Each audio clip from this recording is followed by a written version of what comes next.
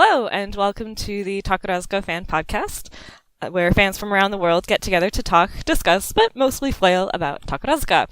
My name is Heidi. I'm coming to you from Boston, and with me today are... Carly from New York. And Lella, the sparkly Swede, in Tokyo. Yay!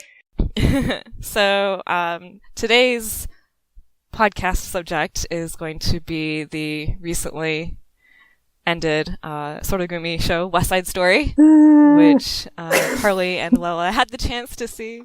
I did not, sadly, but I got to hear all about it. So I'm going to play host and ask them some questions about the show, and of course you're going to hear all kinds of great flailing and squeeing from both of them, and lots of, oh man, I wish I could have gone, from me. So before that, sorry, I just have to say that I had a 39-degree fever when we went to see West Side Story, and I dosed myself with everything I had, which includes like this cough medicine that's over the counter in Japan, but it's illegal in other countries. Oh no! And so I was probably high whilst watching West Side Story. And yes, so just in case my rambling goes a bit weird, it's because that was what was going on in my brain when I was watching West Side Story. So, oh my god, that's incredible. So disclaimer, things are getting a little weird later. Now you know why. So, oh man, that's dedication, Lella. Like, props to you. I don't think anything could have kept me out of that theater. It was totally worth it. But apparently, while we were walking towards the theater after we'd had lunch, we walked past Koto, and I didn't notice because I had just dosed myself. I had this huge fever. I was so focused on just like one foot in front of the other. Like, so, oh gosh, yeah. Yeah, so I missed seeing Koto's beautiful face. Oh no! I would totally have tunnel vision even without the medicine anyway. I'm really bad at noticing people. And they were just like, oh, that was Koto! And I'm like, what? What? Oh no. Yeah. Regret. Wow. Okay, well, before we dig into that, we're going to do our happy things, and then since it's been a while since we've done a proper episode, or we've discussed kind of new things that's going on in the world of Takarazuka, we're going to briefly go over some recent announcements, some more recent than others, but we're going to kind of just go over a few news announcements that have come up in the last couple of months as well. So who wants to go first for happy things this week? I will. Yay! My happy thing is also West Side Story themed. I mean, my happy thing is just like, damn, I got to see West Side Story and I'm so happy. But since that's what the entire episode is about, specifically, Takarazuka Journal did a beautiful, extremely long, but extremely beautiful review of West Side Story that I tried to translate, and I wrote 3 pages, and I realized it was like a sixth of the way through this review, and I was just like, I'm not having fun, I'm not translating this, so I apologize, but if you speak Japanese, I'll link it on the blog. It's extremely well written and very, very nice. But specifically, 2 parts of it. It talked about how, despite it being a musical from the 50s, the themes of West Side Story are still so unfortunately relevant today, in a very heartfelt way that I did not expect from a review of a Takarazuka show. So that was really lovely. And what was especially lovely is they named Kazuki Sora MVP, and said that they better not waste her many talents going forward. And I wholeheartedly agree. That's awesome. So yeah, that was fun to read. Did you maybe at least translate the bits about Sora? I did tweet the bits about Sora. Okay. Oh yes, I remember now. Yeah. On the plane crying. Oh. Relatable. Yeah. Lella, how about you? Okay, so I mean, this is actually an old thing now, but I was really happy about the fact that I got to see Haikara-san ga Toru. It was great. Yay! It was so good. And Emma Naoki was ace, of course. Like Yes. the first time she steps on stage, she's completely covered in like the samurai outfit, but just the way she moves, you're like, oh, there she is, right? But it's so funny and it's really, really, really good. And I'd seen Nice. Hana no Ohanaya-san, and that was such a downer for me. Oh, it's such a bad show. Oh no. No. Oh my god. Like there was nothing they could have done. Like there was nothing the gens could have done. I'm sorry, Mirio, like you did your best. There was nothing anyone could have done to save that show. It is a train wreck. And I was like having like a real Takarazuka downer, you know? And then I saw Haikara-san. And I was like, oh my god, Takarazuka's amazing. I love this. This is why I like into Takarazuka. You know, and I was like, that's just beautiful. And just, it's a really great show. Man. So, and I'm sure we're getting that on DVD. So, is it out on DVD already, maybe? I don't think they announced a DVD You for think? Haikara. You don't think? I was so think sure because so. I was thinking like, oh, it's got to be, because it's a shoujo, and I mean they've written the script surely. Yeah. So I was thinking like they gotta get it. Well, because I know Hana's Florist came out like today. Sorry, It's the 26th of January. That's my reaction to anything to do with Hana. I'm sorry. It might be that I'm just very disappointed by it because I'm from a region of Sweden that's really close to Copenhagen. And I used to live in the UK. I've lived in many different parts of the UK. And nothing about Hana no Ohanaya-san was including anything that I love about any of those places. Like I'm, you know, the part of Sweden that I am from used to be Danish. And so I'm like really closely connected to the people that they were trying to represent. And I'm like, Danish people are not like this. This is nothing like anything that I know and love. And so I think my view of Hana no Hanaya-san is probably, you know, stained by that or something. But yeah, I did not enjoy that show. Oh no. It's too bad. Sorry. Do you think that, this is getting a little bit off topic, do you think that like if they had maybe changed the setting, that would have made a difference? Like could they have put it literally anywhere and it would have been the same story? The thing is, like in the UK bit where Chris has got his flower shop, they have people, so like it's supposed to be like this diverse kind of place where everyone is, you know, welcome, anyone from any country. And so they have like the characters are all from different countries, but the thing is they all act like Japanese people. And that would have worked if you had made everyone from the same country. Like if they all had been British, you would have been like, all right, so that person gets that characteristic and it's kind of just emphasized. Like it would make sense in that context of there being like a group of people who are similar in many ways, but this is how they are different. But the simple fact that they were supposed to be from different countries and they were supposed to represent something from those countries made them all so terribly Japanese. And it was just bad. Like I feel like, what's her name? It's Ueda Sensei, right? Maesori Hitomi? The person who wrote the show. Ueda Keiko.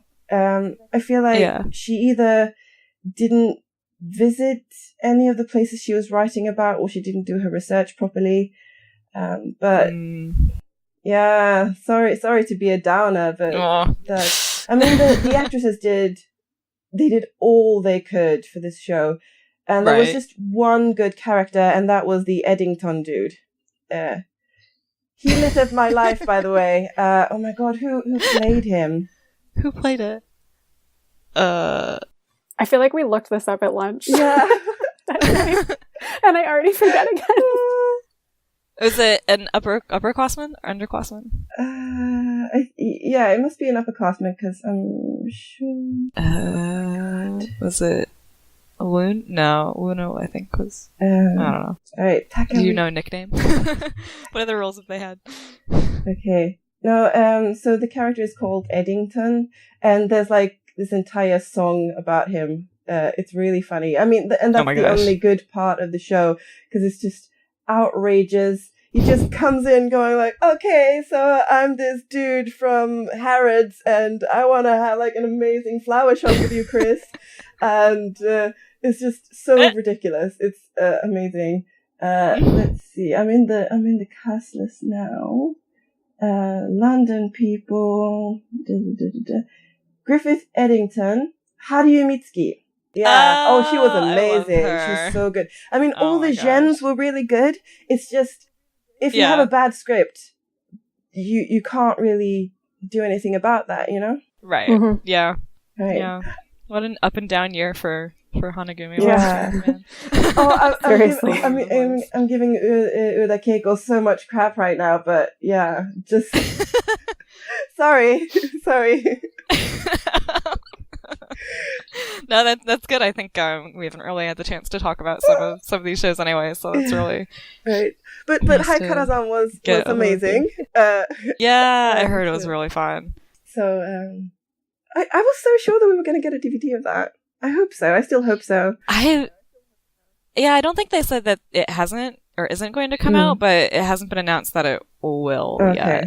So I don't know. Maybe they're saving it or something then. We'll see. So who knows? Sorry, that was like a huge tangent of like 10 minutes. I'm sorry. on Lella's quick review corner section.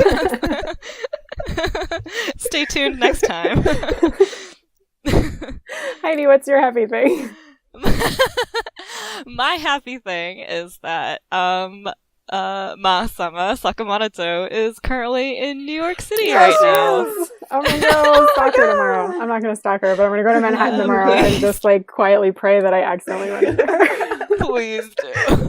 Oh my god. I was gonna go anyway. I'm not going like to run into her. Just spend some like extra time like working around Broadway or something. Yeah. That the karaoke place. But yeah, she has her Instagram account has been up for a little while now. I believe it's a Sakamoto official or something along those lines. If you search for her, if you have Instagram, you should be able to find it. And she's posted a couple of posts of her like all around New York City recently. It's super, super cute. So that's been really fun to watch. Also, I did see today Reimi Urara also has a new Instagram as well. So yay! Get it, kids. Awesome. So awesome. So okay, let's talk about some news. Again, mostly I just have kind of show announcements that have been released recently. So if you've been keeping up with Takarazuka news, most of this is old news for you, but for anyone who maybe hasn't been, we'll go over some of it now. So I just kind of went by troop segments, I guess. Hoshigumi's Taiwan tour show was announced. They're doing, Thunderbolt Fantasy, and Killer Rouge. Thank God. I thought it was going to be Utakata. Yeah, isn't it? It's based on a video game? Or something. It's based on something. I don't know the original work, but it looks lit. Yeah. I think the original story is, I think maybe something about Chinese folklore, I'm not sure. But there's actually an anime. Oh. If I'm not mistaken. It's on Crunchyroll. I think someone had posted that link when it was first announced. So yeah, it's based on that. It looks like kind of really high fantasy type. Yeah. Like high fantasy, but like Chinese high fantasy, if that makes sense. But it looks neat. And then they'll be reprising Killer Rouge, which is their upcoming Grand Theater review. Hanagumi, Love Blooms Out on the Murasaki in Fukuoka, their small theater show in May, coupled with Mighty's show. Mighty got the Valhalla show. Yay! Yay, Mighty! Senior... That's not that old news because they just announced the cast distribution for that today. Yes. Yeah, that just came out today. So it looks like the majority of like the upperclassmen and most of the troupe, in fact, is going to Fukuoka, and then Mighty is getting like 5 upperclassmen and everybody else. So, Shioki Mire will be in it as well. Kiryu Tsukasa. Ayaki Hikari, right? Oh my god. Yes, Ayaki Hikari. I always want to say oh my gosh. Yeah. Shiraki Akari, who is also going to be in it, but she's Musumeyaku. I was looking at the cast list today. Yeah, and I was like, I keep tripping over. Wait. What? Yeah, Maisora Hitomi and Saizuki Uruna are some of the notable people who will be in the Bow Hall with Mighty. So yay, very exciting. It's a hot Latin dance show. Damn right it is. How do you feel about that, Carly? I really wish I could see it. So coming to you in May, some hot Latin Mighty, as we have said. Pretty exciting stuff. Yukigumi National Tour is Spirit of the Samurai and Super Voyager. Bow Hall is Yoshitsune and the Fox Spirit that went to Asami June. Super awesome poster, Very by the awesome way, poster. was released recently. And then kind of our big ones, Tsukigumi. Singing in the Rain was announced for TBS Akasaka Act in June and July with Tamaki Ryo. The Drama City and Seinenkan went to Tsukushiro Kanado Reiko, and that's going to be the last party as Fitzgerald's last day. And the big one, dun, dun, dun, dun. They're doing Elizabeth again. Yay! And Chappie got a bow. And Choppy got a bow. Choppy got a bow because sadly Choppy is retiring. Elizabeth. So yeah, I want to talk about these a little bit. One, Singing in the Rain. Oh my god, that's fantastic. Yeah. That is undoubtedly going to be, obviously, Tamakichi is going to be, what's his face? I don't remember names on the fly. Gene Cully. Yeah. and Mia Rurika is going to be Cosmo, right? Ooh. That's his name? Oh, I don't know. The other guy. So I have no idea. The other dude, anyway. The other guy. And whoever is the lead in that show, I would guess is going to be Tamakichi's next partner. So I'm looking forward to I guess there's no guarantee until there's an official announcement, but I have a really hard time believing they would separate Tamakichi and Chappie and then not make Tamakichi's partner just the next Musumeyaku top star. So that's a watch out point. Other big watch out point is I really want to know who's going to play Lena Lamont. I'm really excited for Singing in the Rain. Yes. I'm really excited for Chappie's Bow Hall too, because Musumeyaku has not led a Bow Hall in a really long time. I believe the last one was Tsukikage Hitomi and Kazahana Mai split one, and the last time there was a solo Musumeyaku led Bow Hall was like decades ago. Chappie is the queen of everything, essentially. Yeah. She's playing Joan of Arc in the show. It's called Sans d'Amour. And from what I understand from someone who translated the little blurb, it is basically Joan of Arc time travel. Nice. So I think she finds herself in modern day or something like that, and shenanigans ensue. I did notice that it has a fairly short run even for a Bow Hall, though. Oh, really? How long is it? I think it's only 7 days. Wow. So, at the beginning of July. So, July. What? So lots of things are happening in July, I feel like. Yeah. Well, yeah, all of that basically. They have now 3 split shows. Tsukigumi does in July. And then, so now we're just waiting for that great Soragumi Bow Hall announcement. Yeah, I want that so bad. Just tell us. Maybe I don't want it, depending on how it turns out, but I want it. Yeah. So, and the only thing I have is that today they got a new theater in the Grand Curtain. Sorry. Wait a minute. A new curtain in the Grand Theater.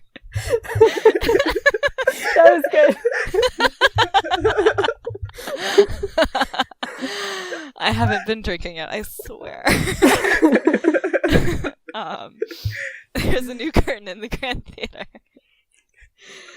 Although someone pointed out, I think on Twitter, they said, "What, didn't they just get a new one?" And I feel like it was fairly recently too, but I don't know. It looks great. It's very pretty. I don't remember. They got a new curtain in Umege recently.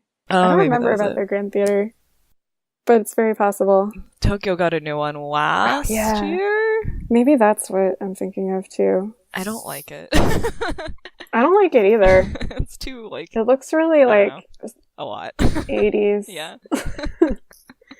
It's very bright, I guess. But anyway. And then kind of tangentially related, when I was searching, I watched the West Side Story movie last night, the one that was released in 1961, I believe.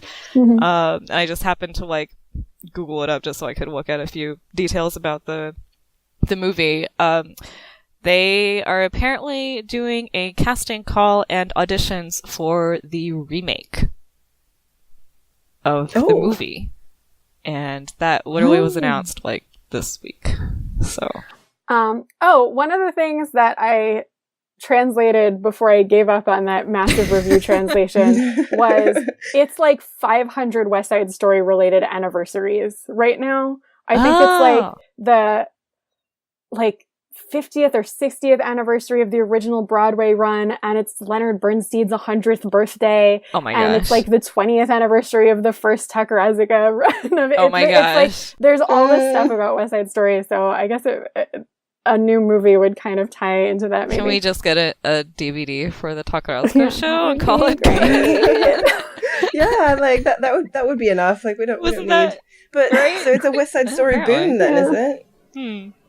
Interesting. Well, with that, shall we segue into our main topic of discussion? Let's do it. All right. So I have like a 10-second story recap. I'm assuming most people know what it is, but maybe just for context, if go someone for it. wants to like, or do you want me to do it? So West Side Story is basically a retelling of Romeo and Juliet.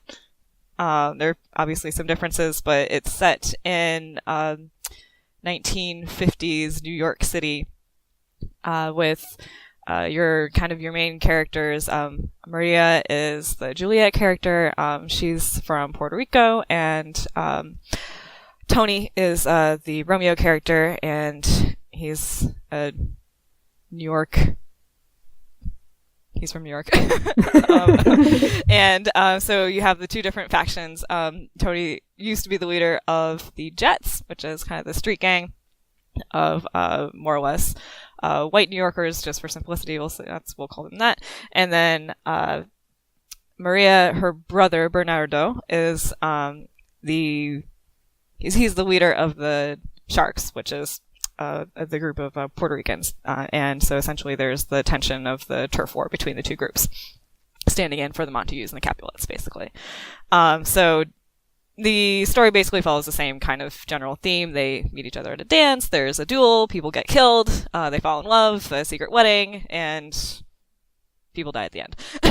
So there's obviously more nuances than just that within the show, because it has to do with some racial tensions as well. We'll have you guys talk about that later, but that's essentially West Side Story in a 10-second recap. Yay! Okay. Yay. Well done. Yeah. We're operating under the assumption that there is going to be no DVD, and this show was fantastic, so we just thought we would try and tell everybody as vividly as possible what it was like as a very, very weak substitute. Yeah. Yeah, I mean, we still live with the hope, but it's probably not going to happen. Yeah. They haven't said no yet. Do they ever say no, though? That's true. I hope I'm wrong. I hope I eat my words. Yeah. But for now, all preparations.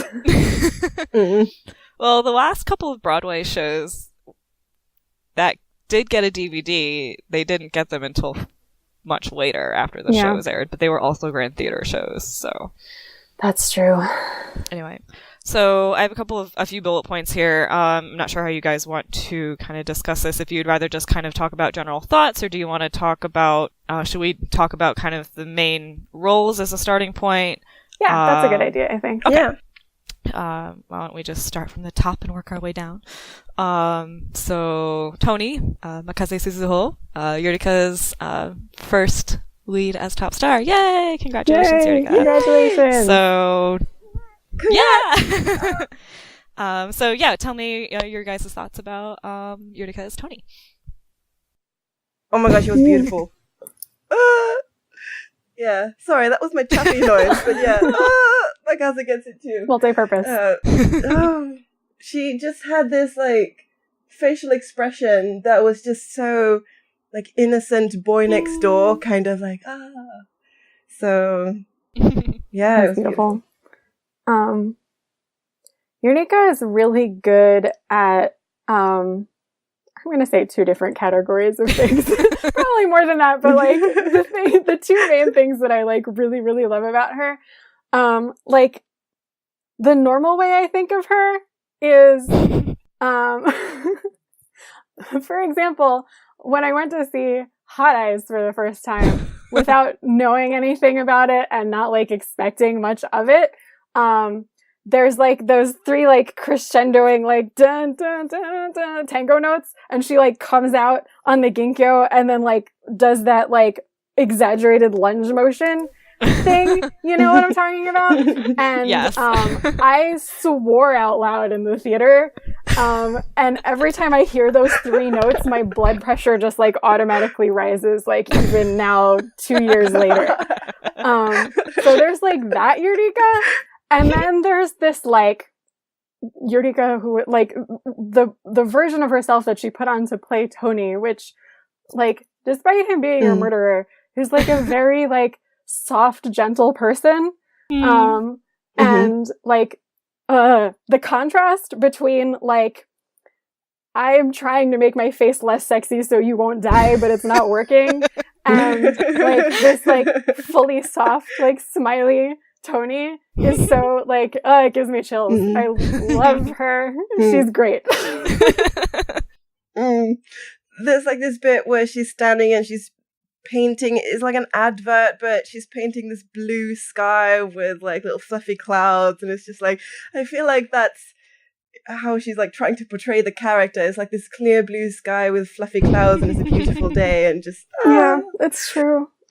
She looked so well. This you can at least, thank God, probably see in pictures. Looked so damn good in the costumes for this show. Like, the men's jeans, the jeans and the belt and the sneakers and the t-shirt. It's just like, such a like tacky 50s outfit, but she looked so good in it. And she sang the hell out of the show. It's not an easy show to sing, and she has a history of like not being a great singer, but I mean, her improvement, like everybody's been talking about her improvement for like a couple years now, but like damn, she really sang it. I was very impressed. I was watching it on the second day, I think, and there were 2 notes that I noticed in one of the songs in the first act. It was pretty early on. And she didn't quite hit those, but it wasn't, you know, bad or anything. Like I mean, you could hear that she didn't hit the notes, but it was still good. Yeah. So even the bits that she couldn't quite hit, because they were quite high notes, I think. So, but they done it beautifully. Like so she really got to show off her singing prowess. So I was happy about that. So, Hoshikaze oh my god, Hoshikaze Madoka, or Kaze Kamdi. Yes. Yeah. How is Madoka-chan as Maria? I thought she was wonderful. Madoka is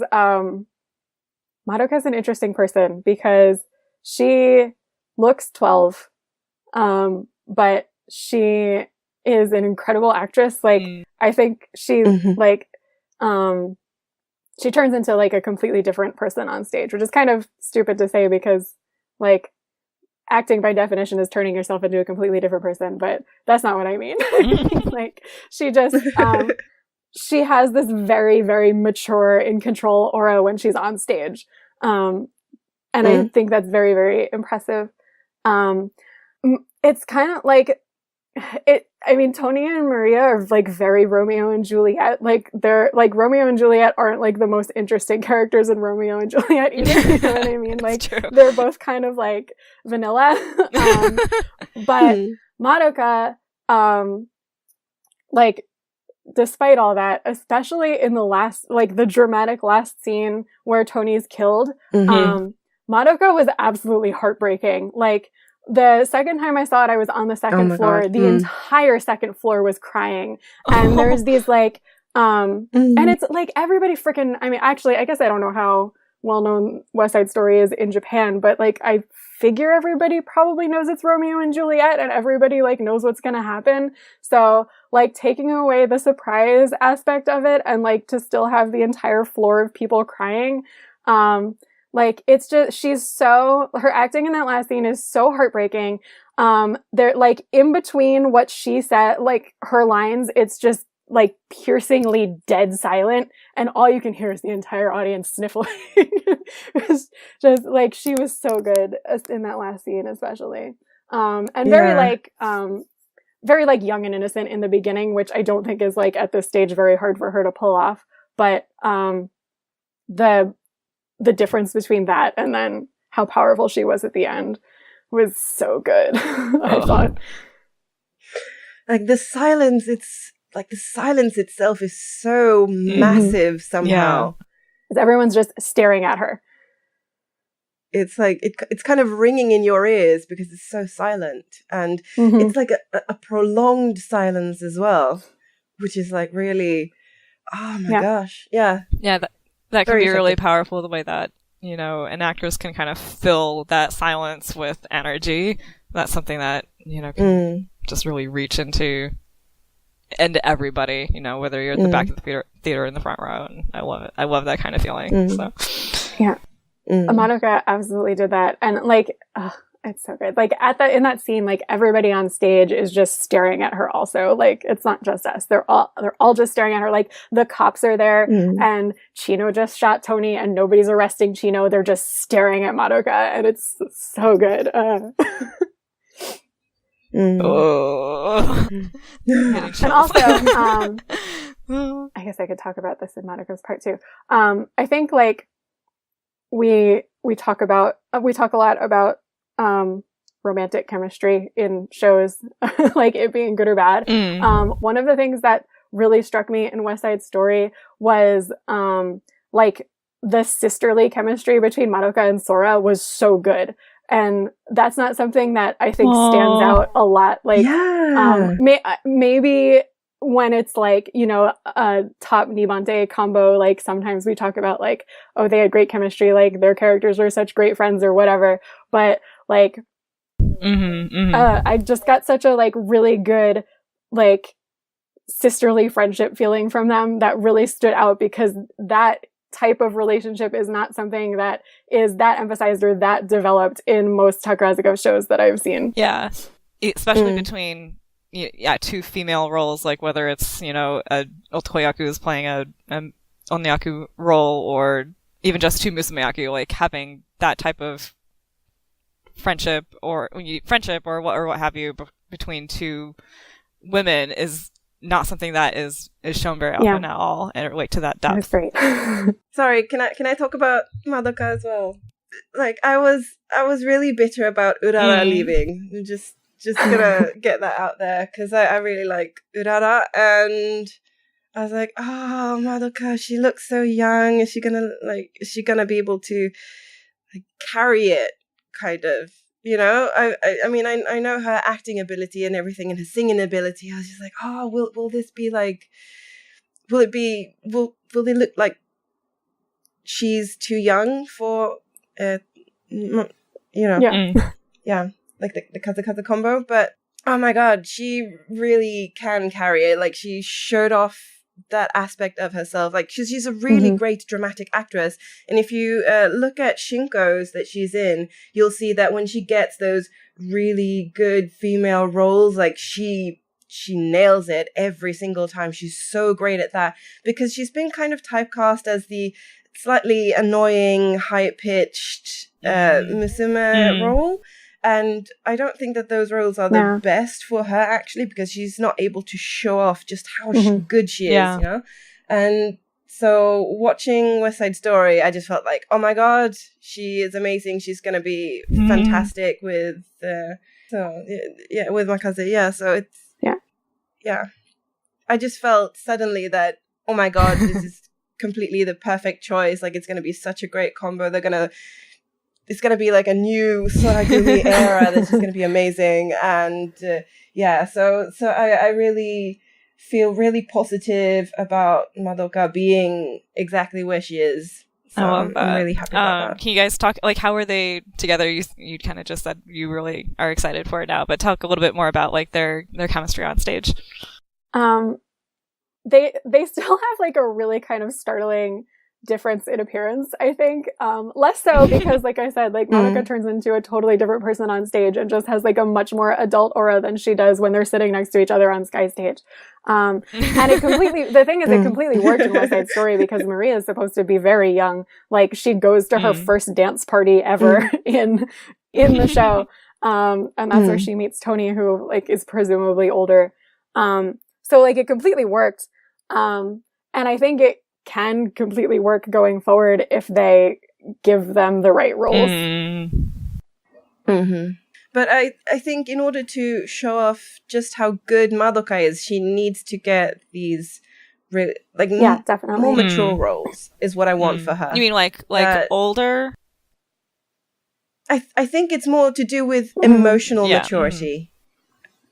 Rather, like, it's not an age thing at all. It's just that she needs to be allowed to, like, show up or show off, like, her depth, like how she can just go into an emotion and be there in that moment with, you know, because she connected with every single person in the audience. Like, there was, like, nobody in that booming silence, like, nobody wanted to make a sound, like, nobody even coughed, you know, because everyone was so in that moment there with her, you know. And I feel like she has that capability, and it would be a waste not to give her the roles where she's able to connect that way with the audience. And, like, together also, it's kind of hard to read their chemistry because, again, it's Romeo and Juliet. They, like, see each other and fall hopelessly in love and, like, don't want to hear any other arguments. So, like, they nailed that. Like, they worked that really, really well. I thought their chemistry in this was great.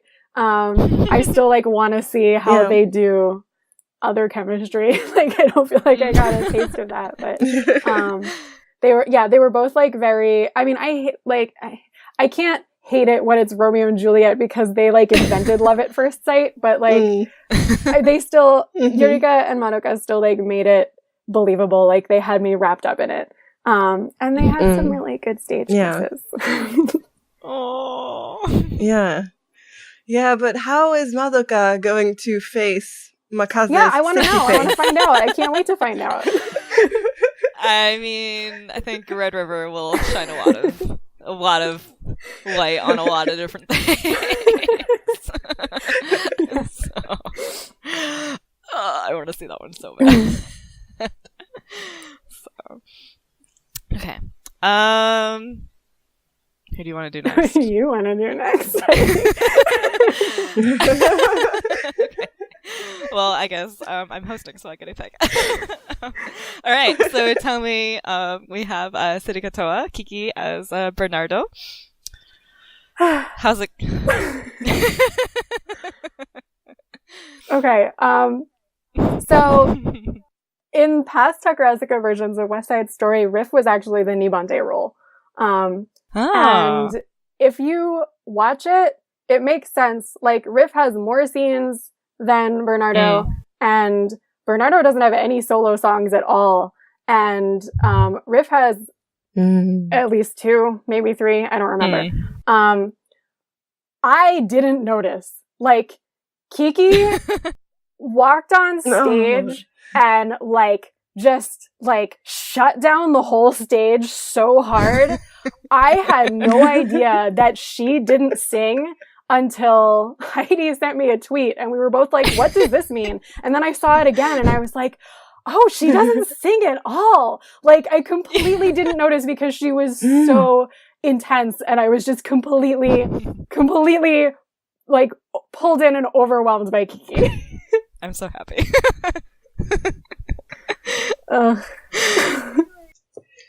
I really felt like, oh my god, when I saw her on stage in West Side Story, I was kind of transported a little bit back to the feeling I got when she was doing Yamataikoku, because it's kind of like this explosion of feels, right? One word for it.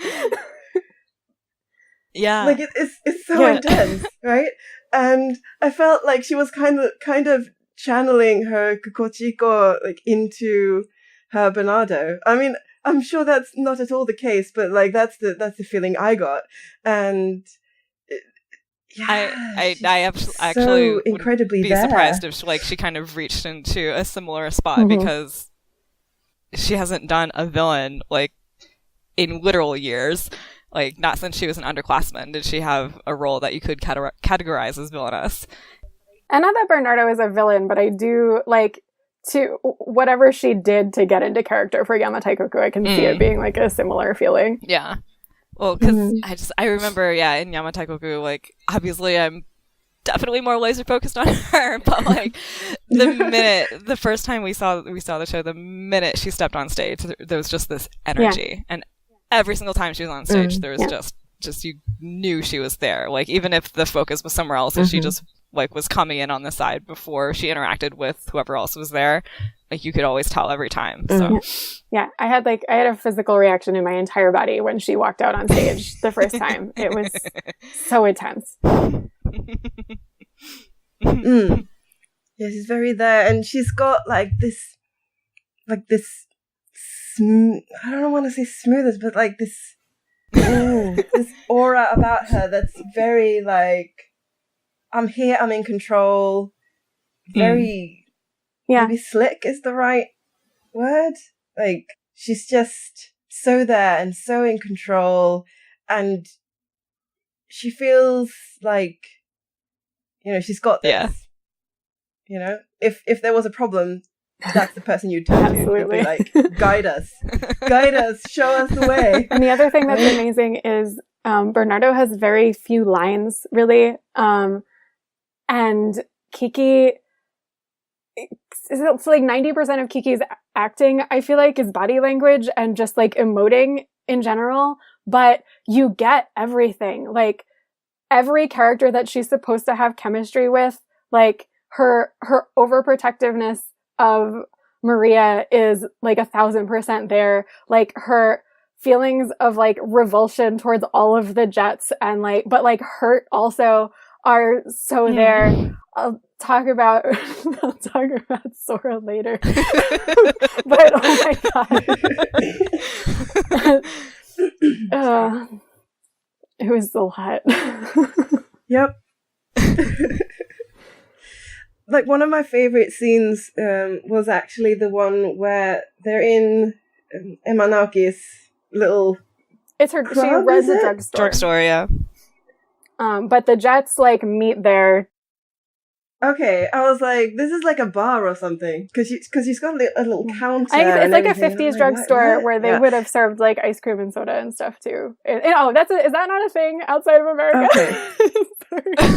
I don't think so. Yeah, in the 40s, 50s, 60s, pharmacies and drugstores in America often had a soda fountain, and kids would go and get ice cream and stuff too. Oh. Okay, yeah, all right. So Emma Naoki's drugstore, because that doesn't sound like a weird thing to say. And Emma Naoki, of course, is the Friar Lawrence character of the show, because she looks so good as well in the outfit. But never mind, back to Kiki. So the Jets and the Sharks have decided that they're going to have a fight or they're deciding that in that scene. 39 degrees fever, like I'm a bit fuzzy. But but like there is this moment when the cops come in and they have to pretend that they are all friends and they're there to hang out with each other. And Kiki is like leaning against the counter, and I think it's next to Sakuragi Minato, right? And they just have like this like kind of, you know, pretending to be friends, and it kind of like, you know, they really have a good sort of camaraderie going, but then like it switches like the moment the cop leaves again, they're like, oh, right, you know. So I really like that dynamic as well, just like having that whole enemies who are pretending to be friends and they're buddy with each other, and then they're like, but they're still so got they don't that get arrested kind of... so they can fight each other. Yeah.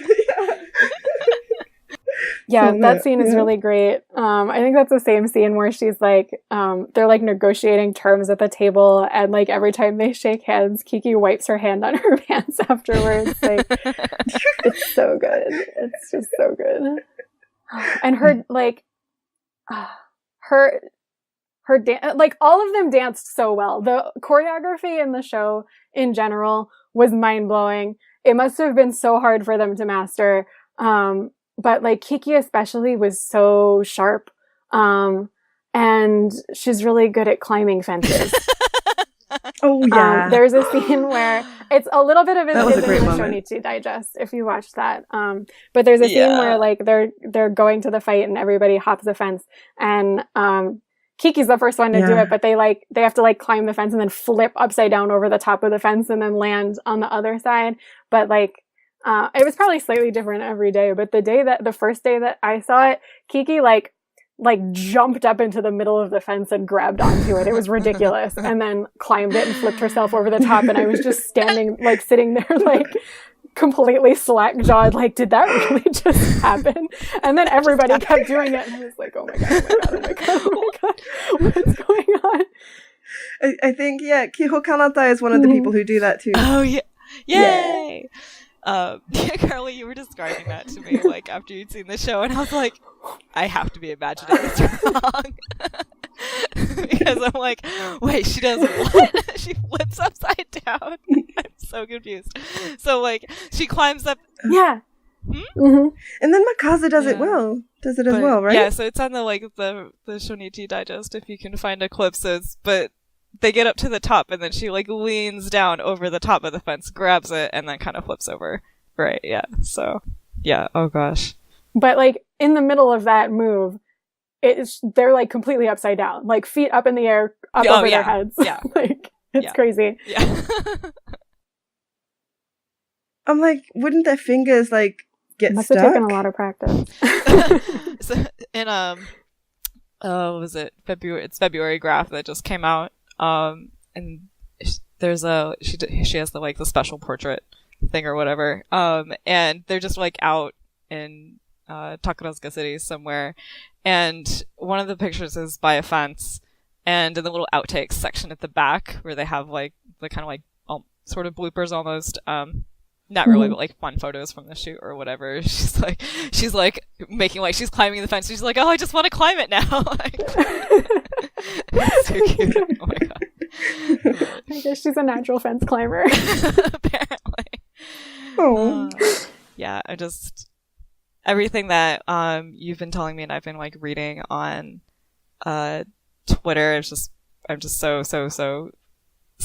excited about like the progress and change and transformation that she's had over the past year. I'm so excited. Yeah, it's incredible. I typically don't see a lot of Hanagumi live, but like I feel like I coincidentally happened to see her at like 3 key points. Like I saw Ernest live, and then I saw Yamataikoku live, and now this, and like the steady climb is just so obvious. She's gotten beyond amazing. I'm so excited for this Soragumi, like for a lot of reasons, but Kiki is a big one. I'm happy about her getting like a diversity of roles as well. She's been so stuck because she was getting the same kind of role over and over again. Yeah. And it was pretty much the same with her character in Hannah. But so this is just so... Yeah, she's been really stuck in that, especially after she became Nibante in 2015, basically, with Ernest was her first actual Nibante role. And actually, I think Ernest or Algernon is a really, really good role for her. She can kind of like really play off of like her own personality in that role, which is like really cheeky and like teasing and really, really funny. But yeah, all the rest of her other roles, like even in both roles she had in Nimai, and then I guess what is it? Genji came before that, and then Mimai, both roles were very much fresh-faced, like, happy, like, a lot of them have a lot of warmth to them, which she's also really good at doing, but most of them didn't really have any kind of, like, emotional depth. And then you hit, Jer in, Golden Desert, which I watched almost about a year ago now when we finally got the DVD, and I just, like, I cried all the way through, Sekosho, and then I cried all the way through Golden Desert, because I was just so excited to for various reasons, but mostly because of her. But I was just so excited to see her get like a role that she can actually reach into and pull out emotion, because she's really good at that. And the first thing I ever saw her as was Rudolph, and that was what really, really, really got me.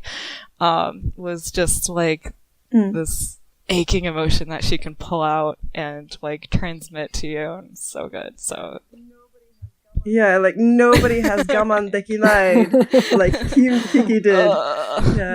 So well, that came across so strongly in West Side Story, because there's so much, like, I feel like the weight of like racism as a concept is on Bernardo's character to portray with very little backstory, and she like completely did it. It was so good. Wow. Like just like her, like all of her hurt and her frustration and defensiveness and like everything was always there right below the surface, no matter what she was doing. That's so amazing. It's so amazing.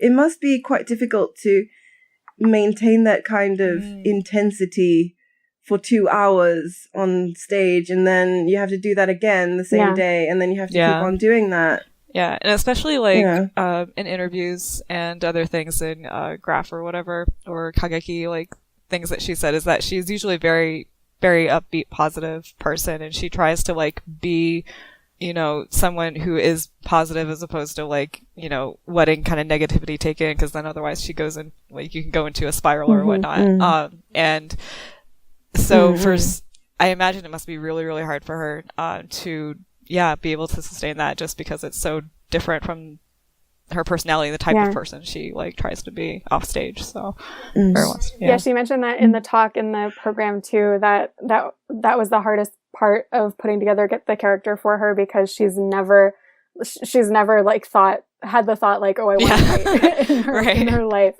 So like getting into the mindset of somebody who's like that quick to fight was very difficult. And I think it's probably even different from like her role in Yamataikoku, which was not very well like fleshed out character, but also similarly like she was like, oh, he's someone who just like really enjoys fighting, and there's a difference between like being able to pull out, I really like to fight, and, you know, like going into a sword fight or whatever, because that character doesn't really have any extra weight or depth to him, or at least wasn't written that way, versus all of the complexities and things that, you know, Bernardo has to carry with him. So, So, I'm just glad she's finally getting something that, like, actually really, really challenges her.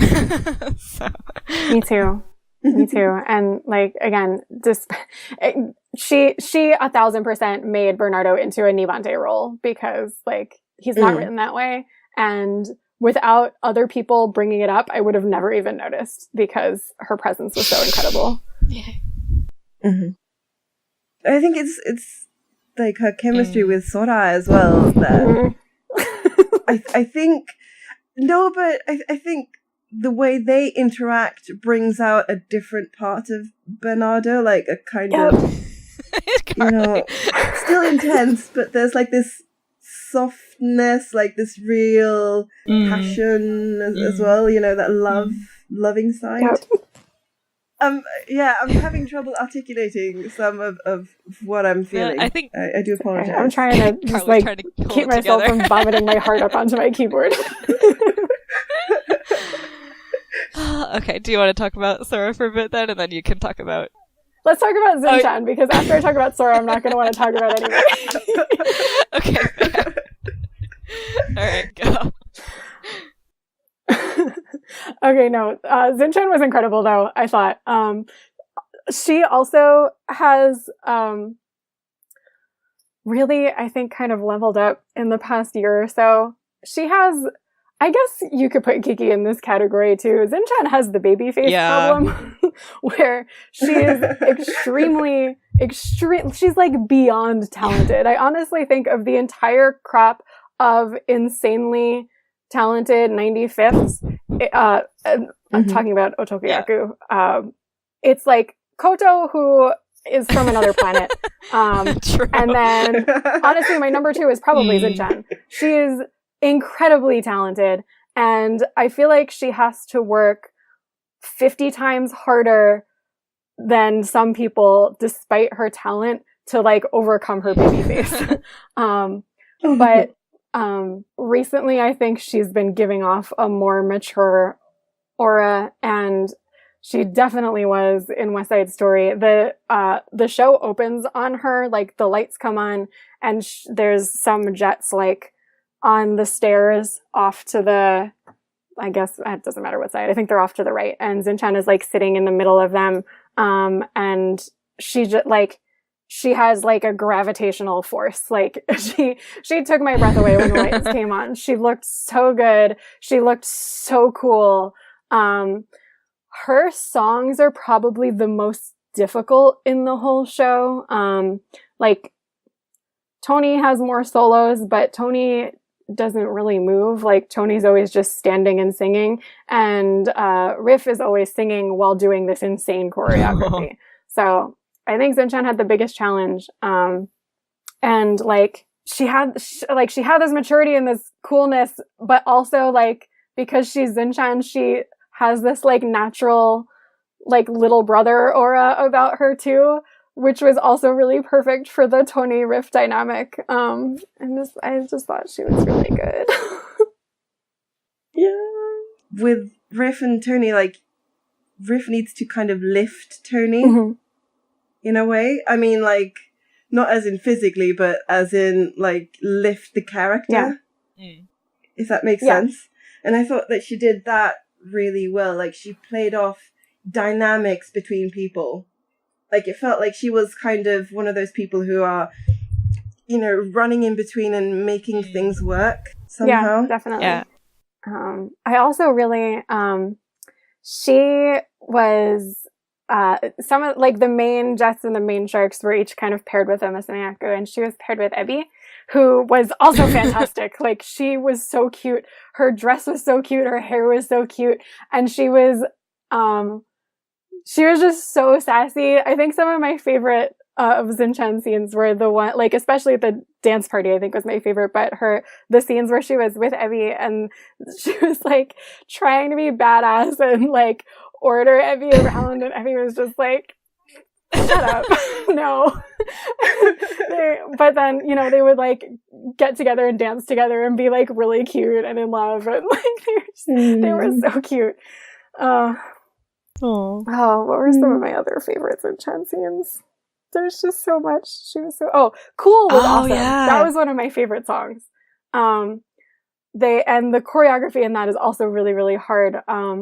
But like that scene, she's like, so Riff is trying to like pep talk all of the other Jets into like being chill, like not losing their heads basically.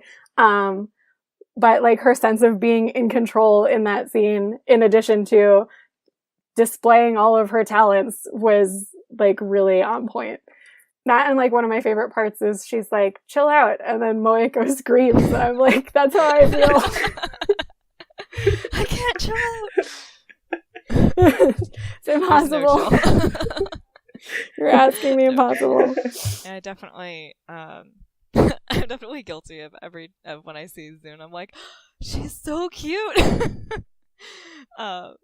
She is really cute. But yeah, when her character in Kamigami in Land of the Gods is a huge jerk, and I thought she did a really good job in that too. So it's nice to see that.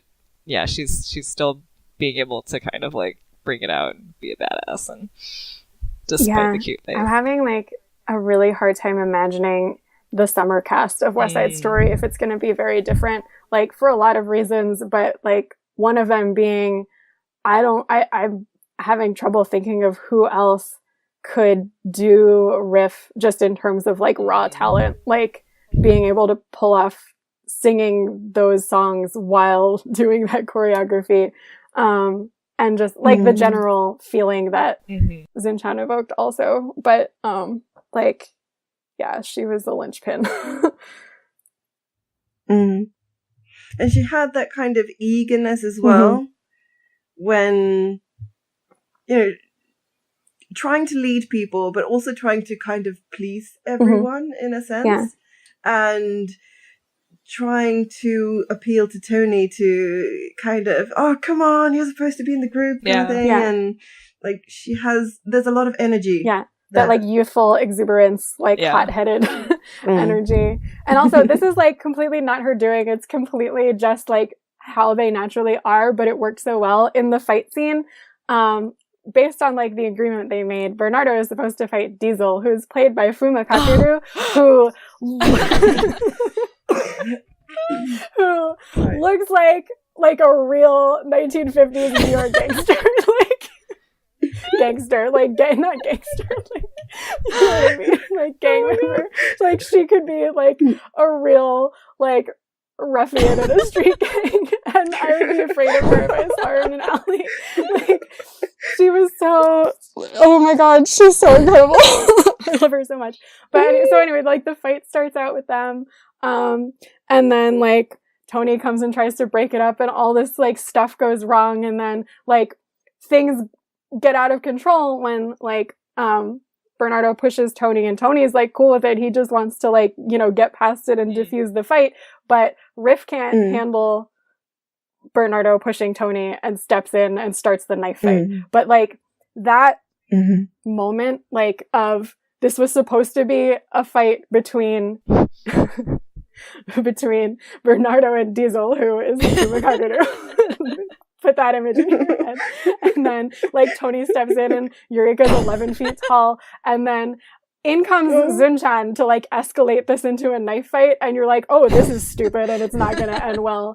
Like, and again, like it's because she's kind of like small and cute and can't help it, but like in that it worked so well in that moment because like it just emphasized her like rash decision and her hot-headedness, and like obviously you should leave it to these two, but you're gonna ruin everything. So good. I wish I could see that whole fight. I want to see that. Yeah, me too. I wish I could beam my memories to every person. God. I don't want to be in mine because I was spending too much time trying to find Kiho Kanata, I did find her, but it's just like it won't be too interesting to anyone who's not obsessed with Kiho Kanata. So, Oh, just Sharks guy. Okay, cool. Yeah. Yeah, I mean, she got to dance quite a bit, but she doesn't have any lines on her own or anything. She's still a tiny babs. I think she's Ken 5 or something now. So still in Shinkos. She's had Sakuragi Minato's role in one Shinko and Ai-chan's role in another, and so she's still a tiny baby. I really love her, and I want to know when she's, on stage and stuff, and I was like flicking through the program trying to find her, and there are only 2 pictures of her. One is like from the side, and she's like kneeling in front of Kiki. And like, because normally they get like a shot of her when her face is contorted, because that's her personality, I'm sure. And the other one is actually of her face, but it's blurry and she's in the background. I'm like, the pain damn it, of standing for an underclassman. yeah, it's tough, man. It's tough. Yeah, she's but so I love cute. her a lot. So she's if you did see West Side Story and you paid attention, then she was one of the she was the otokuyaku in the couple that was dancing to the right of the kazakaze in the scene where they fall in love, like when they meet for the first time. But nobody else but me paid attention to that, so Wow. Sorry, everyone else in the cast. That was super cute. Yeah. Wow. She looks so. Sorry, I'm on Takawiki and looking at her. Her page and her stage photo is her from the Shakespeare Shinko. She looks like a mini Aichon. It's crazy. Yeah. So. She's very cute. She's so beautiful. Good pick. Hey. Okay. Hey. Sorry, that was just me, Kiho Kanata flailing. I called her Risu-chan because she, like, I saw her first in Chateau de la Reine, and she was in the Shinko for that. She was Sakuragi Minato's role in the Shinko, and, like, she was such a squirrel, she was just her entire, like, performance, she was just like a squirrel. And then I checked out the Shinko for A Song for Kingdoms, and she doesn't have any lines in that either, but there's one moment where she's behind Zun when she is saying that it must have been me who like betrayed the pharaoh, and like her overacting in the background is just it gives me life. And so that's why she's my squirrel. She's like so a piece of town. So. Yeah. So that's why. Anyway, let's get back to West Side Story and is it Sora time? Is it Sora time? Is it Sora time? Is there anybody else you want to? I guess I was gonna say you could do like other like mentions. Do you want to do that before or after? before I'm turning Sora into the grand finale because of my own preferences. There's plenty to talk about afterwards. Yeah. Okay, no, we can talk about Sora. All right. Please.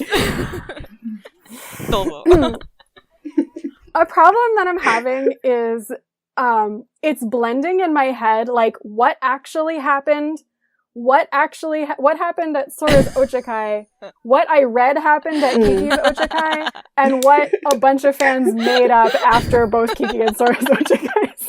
The curse of Twitter. So I'm not entirely sure what's real anymore. But what I am sure about is Sora and Nita is in contention for one of the best things that's ever happened to me. Plot She was so good. Oh my god, she was so good. Yeah. So Sora is an incredible dancer and really got to show that off in West Side Story, which I was very happy about.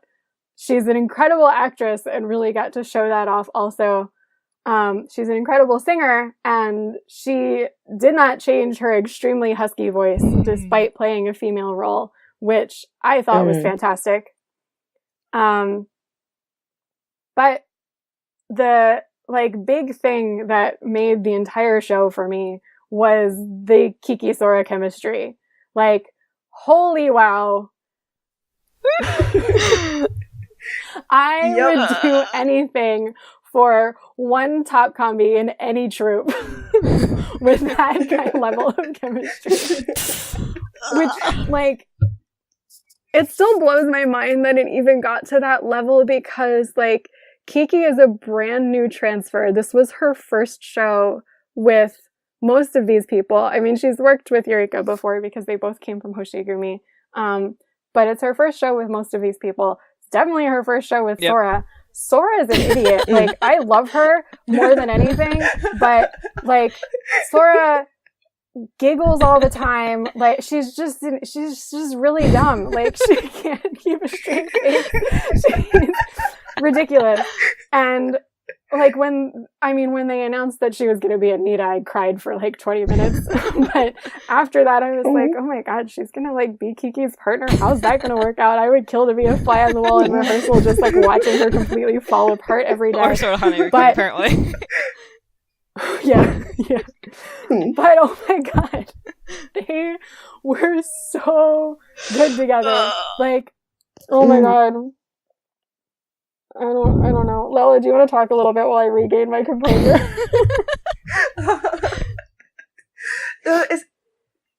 First off, they just look amazing. And, like, they get so close to each other as well, you know, and they gaze into each other's eyes, and they've got that kind of, I'm sure it's kind of like they've both got this incredible intensity, and they're just focusing that on each other. And I mean, normally that intensity is, like, spread out over the entire audience, you know, but then in that moment they focus that on each other, and it's a bit too much. It's like, you know, it's like an atom bomb, like, exploding in front of you, you know. Oh man.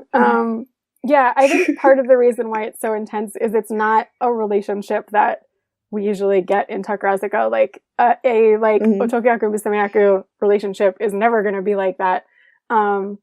Like, just two intense people who are also just, like, passionately in love with each other in, like, an explosive way. But also are, like, side characters, and we're already dating, so, like, their love story is not the, like, point of the show. They're just, like, two people who are passionately in love. Oh man. But there is that whole feeling as well, like, because Bernardo is very protective over Anita and Maria and everyone, but you really get that kind of sense from him that, like, he would die for them.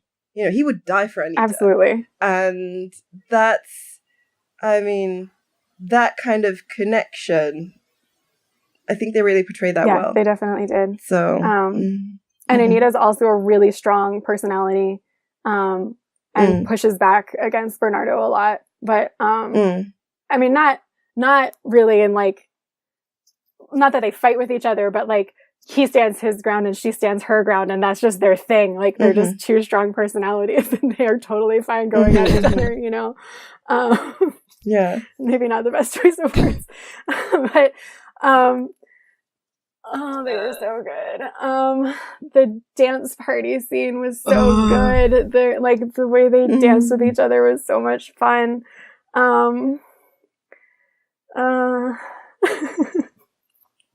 Like, one thing that I really, like, when I took note of, oh my god, Sora, it was like, I mean, it's stupid, but, you know, fever, again, I'm sorry.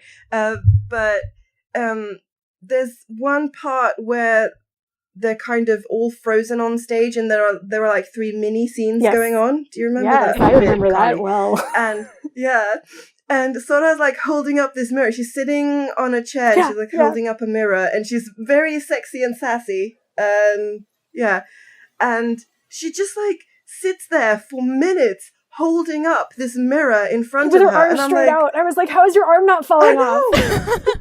It's like, muscles straight. What's going on here? What? How? Why? No, I don't understand. Like, what? So, and I was just like, and I remember I was just sitting there staring at her and at her arm, and she doesn't, like, move an inch. It's just so strong and straight, and I'm like, oh, that's power, you know? That's not, like, a fever thought. I had the same thought. Yeah. In that scene, she's wearing lingerie with a garter belt. And I didn't know that was going to happen. So when she came, when this Otokoyaku child who I've been watching since she was Ken 3 came out in that was a lot. And she also said that was a surprise. Like when they had the costume fitting, they showed her the other two dresses that she wore, and she was like, okay. And then much later, they were like, oh, by the way, we also want you to wear this. And she like held it up and was like, just this. Oh my god. Surprise! Surprise for literally everybody oh my god. involved. But I mean, she pulled it off though absolutely. so well, because I mean, there's nothing about her in that scene that doesn't scream someone who's in control, someone who is in power, someone who like is in charge of her own body. You know? She like, blew my mind. Like, there's nothing weak or vulnerable about that. She is like so strong. She was so mature and so sexy in the whole show. Like, her mannerisms were like very feminine, but like not at all like sweet or anything like typical Musumeyaku or anything like that. Just it was her first female role, so it must have been so difficult to like shed all of the Otokoyaku habits. So not only to like get herself like that feminine, but like get the nuances of being that powerfully feminine. I was really impressed with her in that regard. Yeah. She has a like a real kiss scene with Kiki. I was also excited about that. I think somebody pointed out that was like her first like kiss ever. Maybe not ever, because she played Oscar in the Rosa Versailles Chico, but like maybe in like a real show with her real role. I don't know. And it was as Kiki's lady. Oh man. Which is, you know, not a bad thing to be. No. Just saying. Which is something that is mentioned in the program translation that you did, Carly. How they're talking about, she was talking about that specifically, and how Anita didn't feel like a typical Onnayaku role to do. So they kind of like put her in almost a separate category in a way. Yeah. It definitely came across like that when I was watching. Oh my god. It was a dream come true. Like not just that she was so good, but just she's been like in the background and then the half background, and to get a role like this and to kill it so hard, it was so, I don't know, vindicating. Because she's so talented.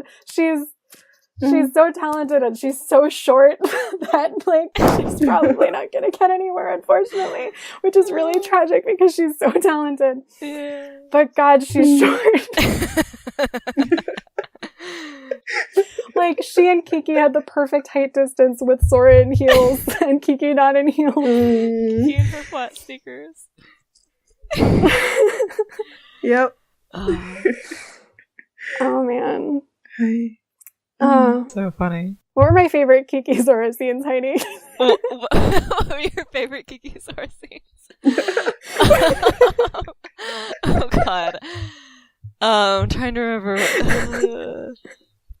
The bit where she sticks her hand up her skirt. Oh, yeah, there's that. Yeah,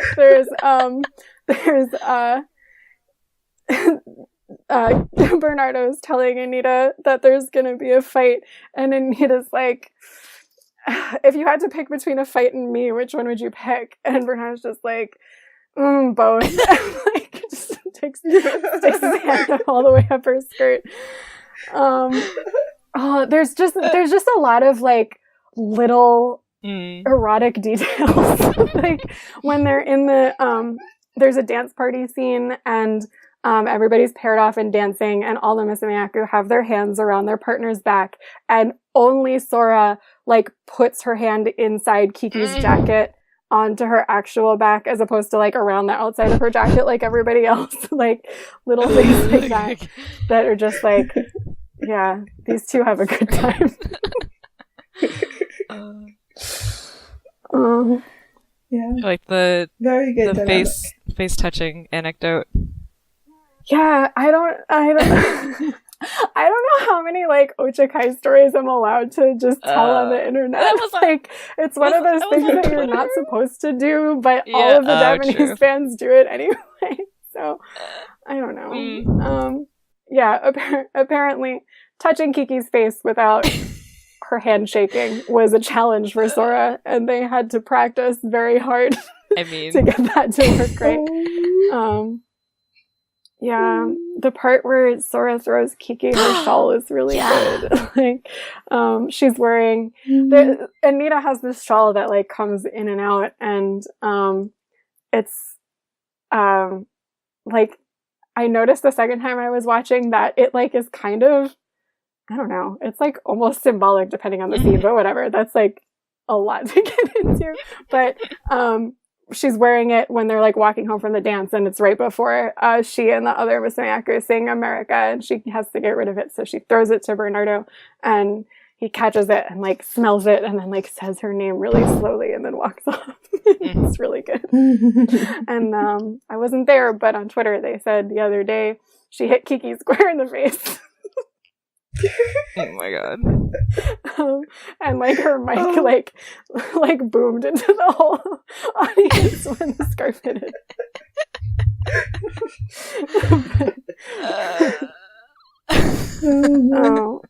Yeah.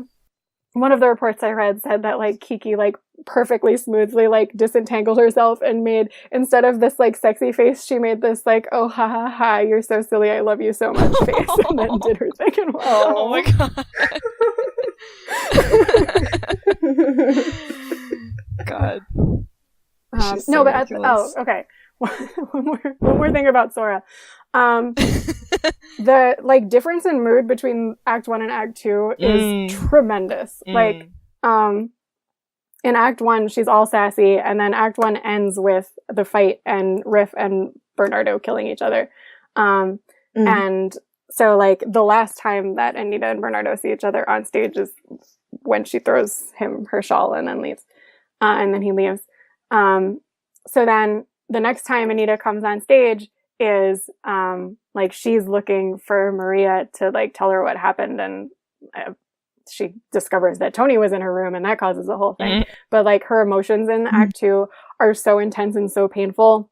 And, like, as well as she did sexy and sassy in Act 1, she made me fully cry in Act 2. Like, that her scenes with Madoka are so powerful, like, just A, because of, like, the emotions Sora's giving off, and B, because of her connection with Madoka that I talked a little bit about before. They have a duet together that was, like, beautiful harmony, like, so good. And then the final scene that Anita's in is, like, she finally, like, reluctantly comes to understand Maria's feelings and agrees to go to, like, the drugstore. Sushi, who's playing the police officer, comes knocking on their door to ask questions right as Maria is about to go meet Tony in the drugstore to run off together. And he insists on talking to Maria, and she doesn't want him to think that she's not coming. So she sends Anita to go to the drugstore and tell everybody there that she's going to be late. But the Jets are waiting there, and they see Anita come in, and they assault her because they think she's trying to with them. Oh, I didn't mean to swear on the podcast. because they just killed her boyfriend. So they assault her, and she was like so vulnerable and heartbreaking in that scene. I cried. The end. Wow. Yeah, it's a really powerful scene, and she's lying on the floor, and she's trying to compose herself, like she's trying to get up, and and I think Emma Naoki comes out on stage at that point, doesn't she? Yeah, like right at the last moment, she comes up from downstairs and stops the whole thing.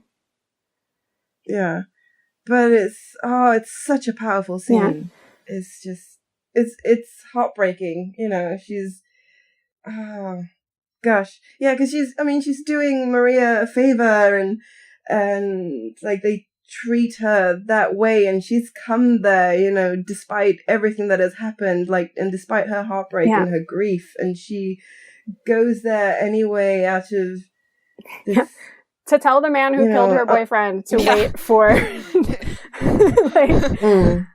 and she has her shawl on in that scene, and like every other scene she's either not wearing it or she has it like sexily draped around her shoulders, like barely on, but she's like hugging it around herself like really tightly in that scene, like she's cold and like she misses Bernardo, and it's just like so much.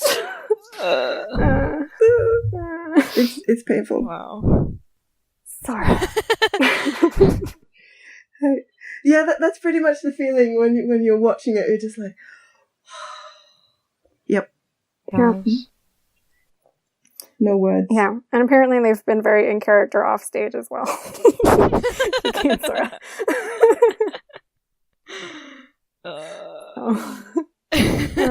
That's sorry. We just ran out of words and energy. Yeah, I know. But everybody else was great too. Like, yeah, talk about like some of your other standouts. My other standout moments. Mitsuki Haruka, who I love, who like barely said anything, was just like standing around like acting with her eyes the whole time. Was just such a cool sleazy shark, and she had like a little curl of hair on her forehead, and it was like so gross and hot. It was really good. I talked about Fuma Kakeru, who was unfreaking believable. Okay. So, Moeko! I didn't talk about, we didn't talk about Moeko. Yeah.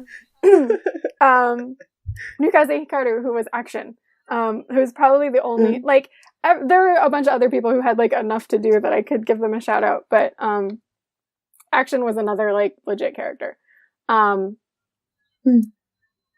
When they announced the shows, I was 100% positive that Moeko was just going to be the Nibante in Immortal Thorns. Like, when they put her in West Side Story, I was like, okay, that's a choice. Because she, like, self-admittedly really struggles with dancing, and West Side Story is all about, like, this extremely difficult choreography. But she freaking did it! Like, she really did it, and I thought she was good. Good job. Yeah. And she was also very, like, Action is the, supposed to be, like, the most hot-headed one. So she's just kind of very, like, rash and unreasonable the whole time. And she pulled that off really well, too. But I was mostly just wowed by how much she held her own in that show, because I think it must have been very technically difficult for her. I mean, she's a great singer, but, in terms of everything else, she was great. And, Anybody's, the like tomboy girl who wants to join the Jets, but they won't let her because she's a girl, is played by Yumeshiro Aya, who is Ken 1. She has not even hit her full year yet because it's only January.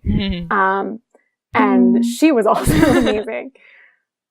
As Watch Ken out 1. for that one. So yay. I really like her. I watched the like bits of the 103rd Bunkasai that they had on Sky Stage, and they like split up who has the lead in different parts of the little show that they put on so they can showcase different people, and she was the lead Musumeyaku in one of the parts, and she was awesome.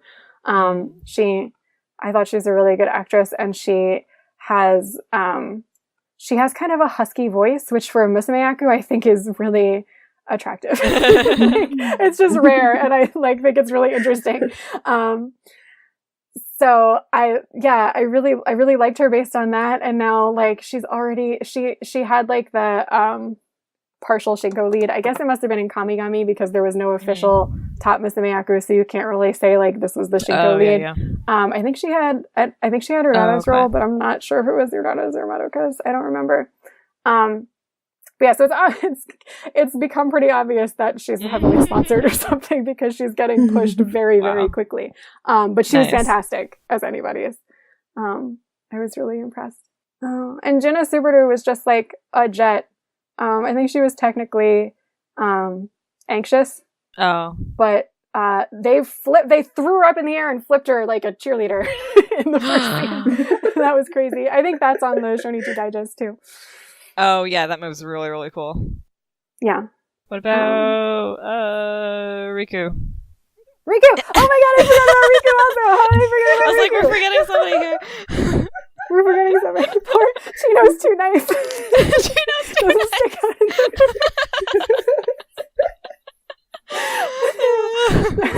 and like, yeah, so in the talk, in the program, and also like very much in the Now on Stage for West Side Story, everybody was picking on Riku for like for being the like spurned boyfriend who's too nice. It doesn't and I did the same thing. I'm sorry, Riku. You're too nice. Yeah, poor Chino, poor Riku. Oh my god. Hey. Thanks, Kiki.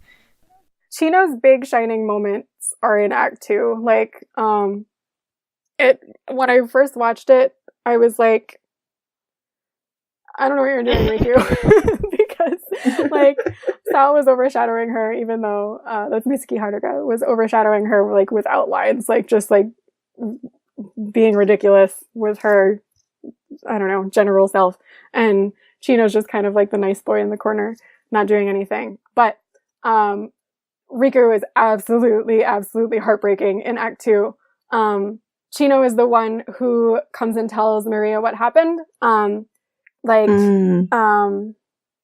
was supposed to go stop the fight. He promised Maria that he was going to go stop the fight. And then obviously not only did he not do that, but a bunch of people died. So Chino comes running back to Maria's room covered in dirt.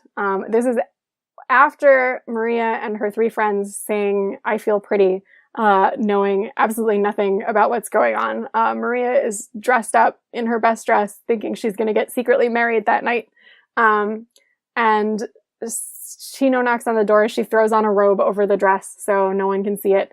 And she's all in a good mood, and Chino's trying so hard to find the words to tell her that something went wrong and her brother's dead.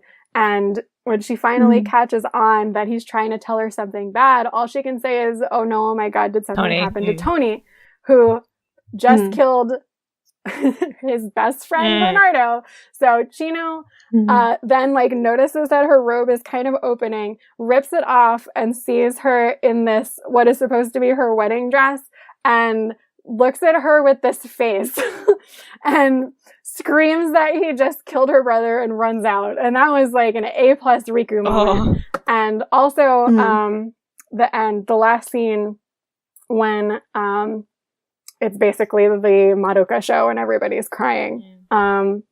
Riku, because Chino is the one who shoots Tony dead in the middle of the stage, is standing there staring at her with the absolute most heartbreaking face the entire time. Like, while she's sitting there cradling his body and asking Chino if there are enough bullets left for her, and just nobody saying anything. Riku's face is incredible.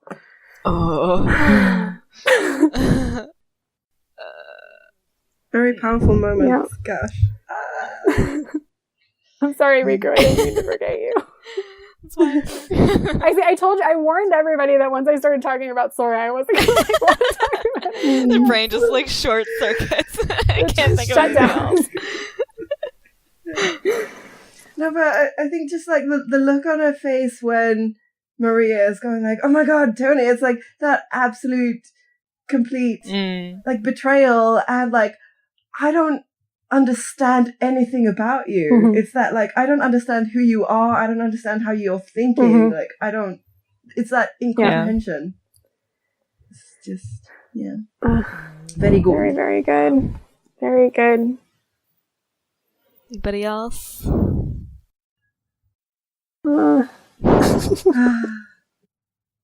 It's a very powerful show. Yeah. And I mean, I hope we get like a recorded version of it. Yeah. Someday. We're not gonna. Yeah. I don't think we're gonna. Which is a damn shame. It's so polished and so powerful. Gosh. Yeah. Oh, Yeah, so I guess I have on here like talking about a little bit about just the choreography, as we've kind of mentioned, kind of throughout the discussion so far. I watched West Side Story, the movie, last night, like I said earlier, and I haven't seen it. I've seen it like maybe once, like years and years and years ago. So I was struck by a couple of things. One, just how amazing the choreography is. Like, you just watch it and you're just blown away. But then also, again, I've only seen the movie like once, but the ubiquitousness of the music within, at least especially because it's so well known in America, like, I was surprised at how much of the music I already recognized and knew, even though I don't literally only seen it once before and I've never seen it staged like live or anything like that. So that was something that really kind of struck with me. But the whole time I was watching the movie, I was watching this choreography and just like imagining the Xian's doing this, and just like completely like mind blowing. So talk a little bit about that. There was one thing that's in the movie that wasn't in the stage performance that I had been hoping to see, which was the America song. So in the film, the shark dudes and the shark ladies, they perform this song together, and at the end there's like this amazing, like, they like twirl and then jump onto the guy's shoulders almost. Oh yeah. It's like, whoa, oh my god, you can do that with your body? Like, that works? Like, and I was like, I really wanted to see that on stage, I thought. It's just, they probably kill each other.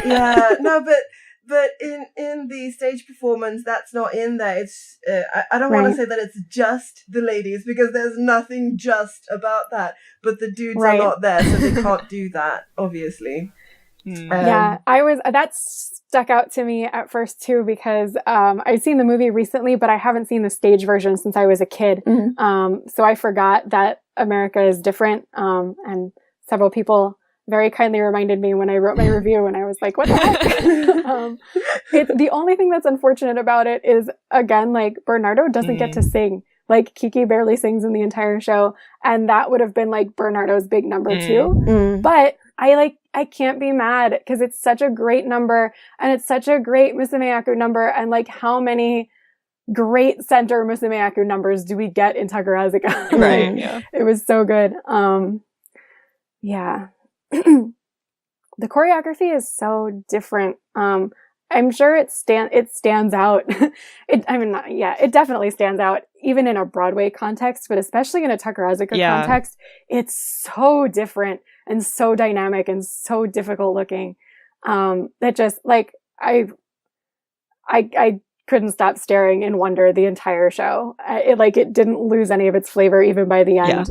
I guess we'll just take a second to mention the program talk that you translated. Also, the American choreographer is in that as well, and if you haven't read it yet, you definitely should. And we'll put it on the blog. We'll put it on the blog. But it's really, I just thought it was really interesting. They talked not just about like the choreography, but also the way that he kind of brought these characters to life for the actresses and gave them some context. And something that kind of stood out for me was him saying that, oh, well, in America, it's so well known, like the show is so well known, and the characters in general are, already known and understood, and some of these issues are, but when you bring that to a Japanese audience and Japanese actresses that don't necessarily have that same kind of cultural reference, they talked a lot about the themes of the show as well. So that was really cool to me. And the thing I regret the most is that I didn't like listen to the soundtrack right before I went. I've been listening to it on loop since I came back, because I can't get any of the songs out of my head. But like, the first time I had one ticket that I bought for myself secondhand online. And I had a second ticket that I requested through my friend's fan club, but it got canceled. So I arrived in Japan thinking like, this is my one shot. Like I need to really appreciate West Side Story right now today. And I know the story so well that I was really focused on just like watching everybody and burning their performances into my like visual memory. That I didn't pay much attention to the dialogue because it was like, it takes me a lot of focus to like comprehend Japanese. And I know the story, so it was secondary. So I caught little bits that like kind of made me raise an eyebrow. And I thought after my first viewing that they kind of really like diluted some of the themes of the show for the Japanese audience. But my second viewing, I realized that I was completely wrong about that. Like there are a couple of things that don't translate well, but they really, really kept all of the themes in as is and all the dialogue in as best as they could, pretty much as is. And based on this talk in the program, it sounds like they also really discussed that stuff really in depth with the actresses and made sure they had a solid understanding of where these characters are coming from and like the cultural history of America at that time and those different ethnic groups and all of that stuff. And like the questions that the actresses were asking really showed an interest in understanding it further. And that doesn't happen in Takarazuka a heck of a lot. And I really, really appreciated that. Like they took a real interest in knowing the background of the characters as well as it wasn't just about the performance, it was about knowing the character, which is really cool. Because definitely a lot of motivations of why the things that happen within the story, like yes, that's based on Romeo and Juliet, but when you bring it into that into this context, like of that era, although the aforementioned a lot of these issues are still the same today, unfortunately. When you bring, like, the original story is translated in such a way that it brings those issues to the forefront and gives those characters reasons for why they do what they do. And you really can't separate them out, to do the show and to separate it out and to do the show. Like, it wouldn't have the same effect at all. So. Yeah, absolutely. Cool. I wrote. I have a question actually. That was in that translation. They said something about how they did the laughter differently. Yeah, can you describe that specifically? Yeah, I'm not 100% sure specifically what they're referring to. I think it's just like so. There's all of these. There's all of these scenes where the Jets and the Sharks are kind of like dance battle fighting, and was really cool. They're bullying each other in a very like exaggerated 1950s way, for lack of a better descriptor. And just the types of jeers and laughter and things that they do, that I growing up as an American, like, those are like stereotypes of bullying to me. But I think to Japanese people, they're not at all. Like, it's just like kind of really weird, strange behavior. And there's a lot of like laughing and sneering in those scenes. And I think, based on the text, that they were saying that felt unnatural to them because they never heard anything like that before, and they were having a hard time like figuring out the correct emotion behind it. Interesting. But again, I'm not 100% sure because I was also like not specifically certain about which piece of laughter I think it was Inaba Sensei was talking about. But that's my best guess. I was like, I don't understand what this means. Yeah. There's a lot. I was just trying to think of the other thing I wanted to make sure I talked about.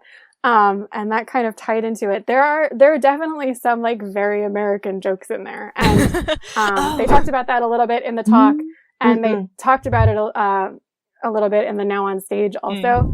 That the American jokes had like Joshua Sensei had to explain all of them to them in like very specific detail. But even watching it, there were a lot of places where I was like, that joke was just for me. Nobody else understood that. Like, there's no way. Like, there's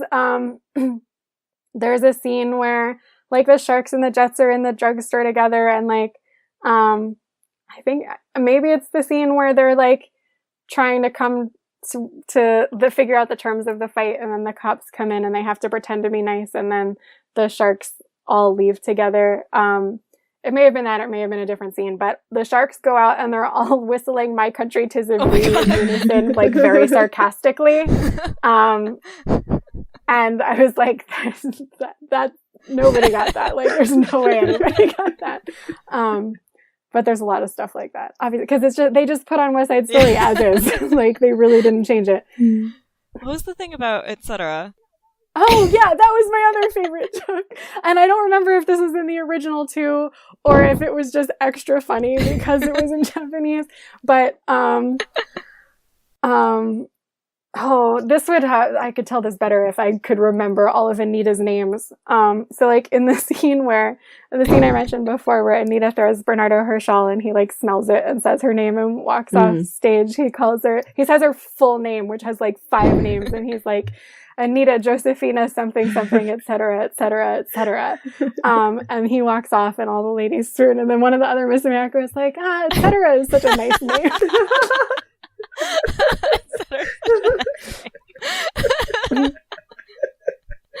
But again, I don't remember if that was in the original. Like, I don't know if that was just like a funny thing they added, or it could have also been like a language barrier joke in the original too, because like she would have spoken Spanish and like maybe didn't know how that was used in that context. I don't know. I guess I was in and out when watching the movie. I didn't necessarily give it my full attention span, but I don't remember that particularly.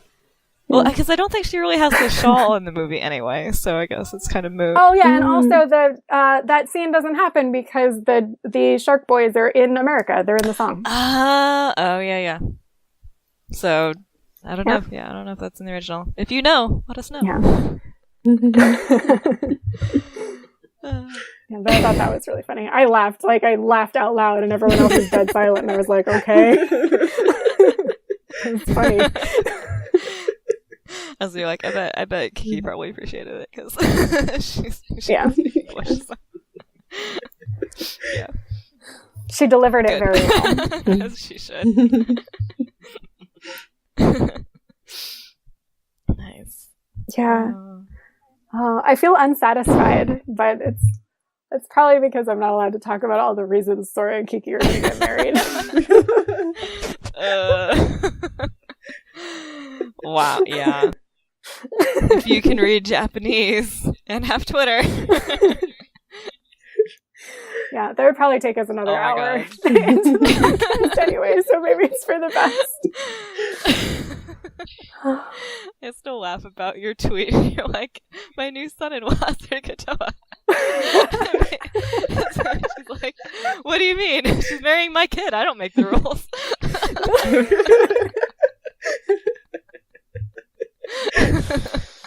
Oh, they're so beautiful together. So cute. I'm so sad this show is over and that Kambi is dead. Like, really sad. Even if I could never see it again, like, just reading the reports every day just like lit up my life. Man. I hope they get the chance to do more.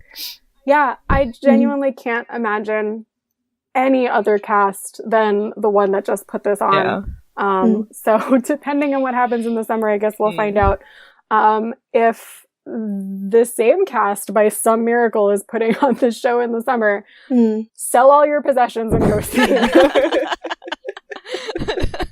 It'll be worth it. But are they going to have another show at the same time, or it's a Bow Hall? Yes, they have a Bow Hall that has not been announced yet. So depending on who gets the lead and who may be tight-ons with Red River, that'll kind of determine we might have the a dinner of show this summer. Oh, okay. Yeah. Yeah, I'm really curious about this Bow Hall. A, because I just am, and B, because it potentially affects the West Side Story cast so much. But either way, I imagine they're going to have to fit Ai-chan in there somewhere, because Ai-chan has outgrown Bow Hall And she would certainly not like support a younger actress who was leading in Valhall. So she's gonna have to play somebody. Yeah. I don't know who, but we'll find out. Oh man. Intrigue, mystery, Hankyu. Just tell us. Please tell us. Just tell us. I just saying that out loud realized like I was hoping we would get it this week, but we're probably not going to get it until after Shugo for Red River because they won't announce the cast lists until they announce the Titans and that's so on and so on. That's next week, so it's next week, so it's soon enough. Very soon. Hopefully, the first. Although actually, they could announce the bow. They could announce the bow and the lead without announcing the cast lists. So we'll see. Yeah. Oh, that's true. Which I mean, even the bow lead can give you a pretty good indication of. Yeah. A sort of good indication. Yeah. I just need to know. Do you guys think that, like, who do you think might be getting something? There's a number of possibilities. Recently, a lot of like upperclassmen have been getting vows, so it's a lot harder to harder to gauge. Like in my dreams, it would be Sora. I don't know that they're really going to give her a bow lead, but in my dreams, it would be Sora. The next in line to get a bow in terms of like up and coming actresses would be Moeko probably. But you know, Mighty got a bow recently. Akira had Einstein. They just gave the Yukigumi Valhall to Asa. So I guess it's always possible it could be someone like, I don't know, Riku. It could be anything. It could be like a bigger upperclassman who maybe is going to leave soon. I really don't know. We'll find out. It's a lot of possibilities. Like Zun wouldn't be getting another one this soon. Yeah, she already had two. She's had two? She's had two bow halls. It's pretty rare for people to get three. And I think she would probably, like, the next lead they give her would have to be like Drama City or something, I would think. I mean, if they gave her a third bow, I would be like, okay, I guess. Like, I wouldn't be shocked. Nothing they can do shocks me. But I am considering her sort of out of the running because she's had two. No, but Partial Time Travel was really good as well. It was good. Like, I enjoyed Partial Time Travel. Okay. And before that, she had Portrait of the Air. Both were leads with Madoka. She and Madoka look really good together. I'm just so tickled by the height difference. Between whom? Because Yurika is, as you said, 11 feet tall. Yeah. Kiki's giant. Also very tall. And then there's Madoka. That was my favorite thing in the New Year's special. They had a brief stage talk with Yurika and Kiki, and Fumakakuru was like the host of it. And they asked Kiki, like, so this is your first show at Soragumi, what are your impressions? And all that Kiki says is, it's been a while since I've had to look up.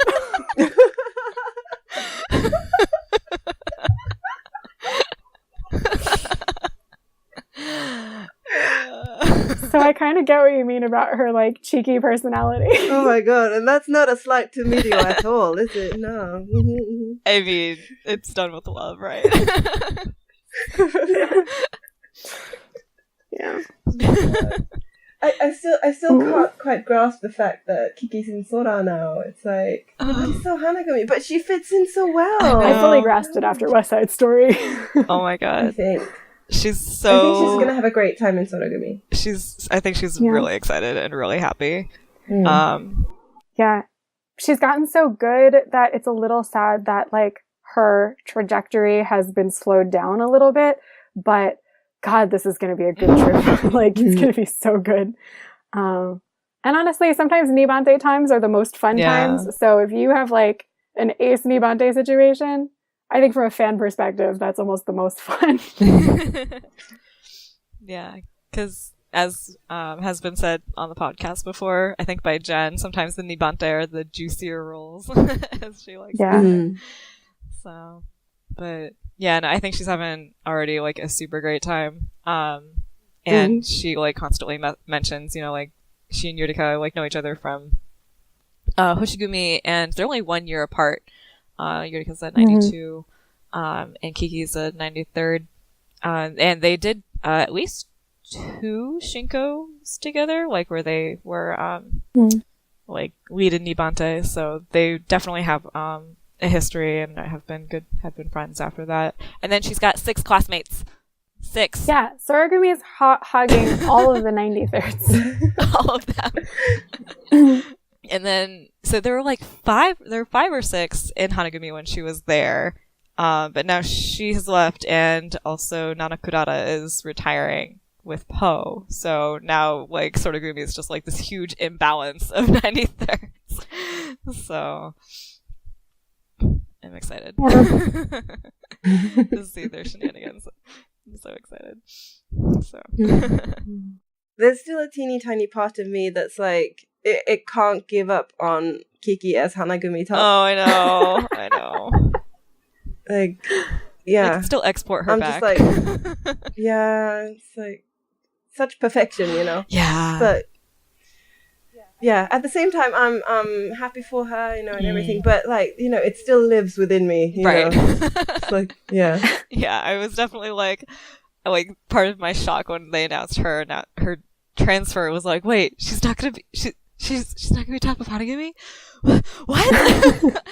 And then I'm like, well, I guess it could still technically happen. So, but it could happen. But I think anything's possible. Yeah, but she's just so sunshine.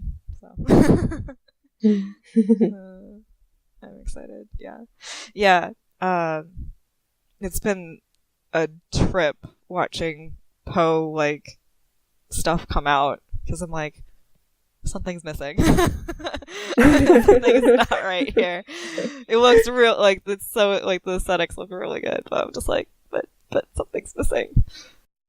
Yeah. I haven't seen it yet, but I guess I'll find out what's up later on when it comes to Tokyo. Yeah. It's really funny though because like Kiki and Bei-chan, Osaki Aika were pretty close and they're classmates, but it's like since her transfer and she moved over, like they've been pairing Bei-chan with Chinatsu a lot. And like, yeah, Kiki and Chinatsu are also really good friends. So it's just kind of like when your husband like dies and you marry your best friend or his best friend. That's funny. That's kind of how I think of it. But they're really good together too. Oh. But obviously she's not dead though. No, she's very much not dead. She's alive and murdering everybody. And marrying Sora. Ugh. So and marrying Sora. Yeah. Maybe it's a divorce rather than divorce.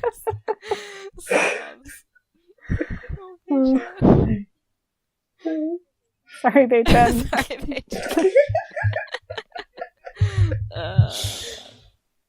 Seduced by a pint-sized giggly otaku.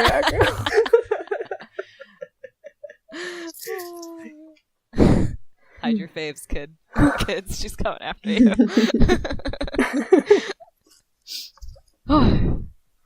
Anything else? Well, I think we covered it.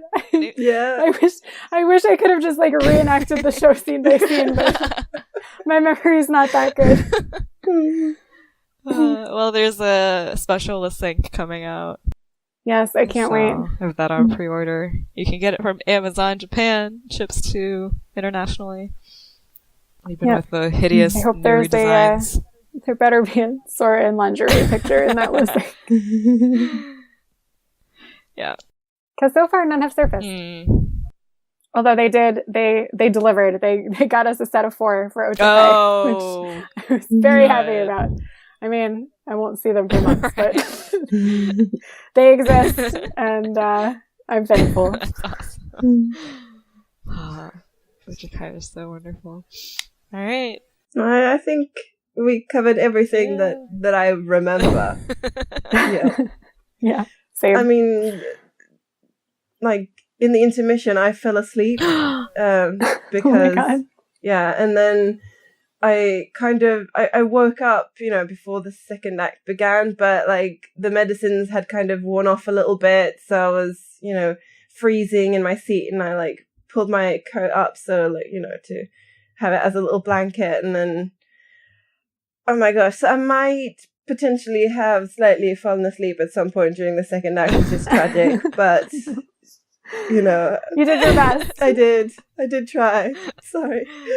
Sometimes, like, Did when your you're in best. dark theater, and, like, if your brain just starts tuning out, like, the Japanese, you just, like, you're jet lagged.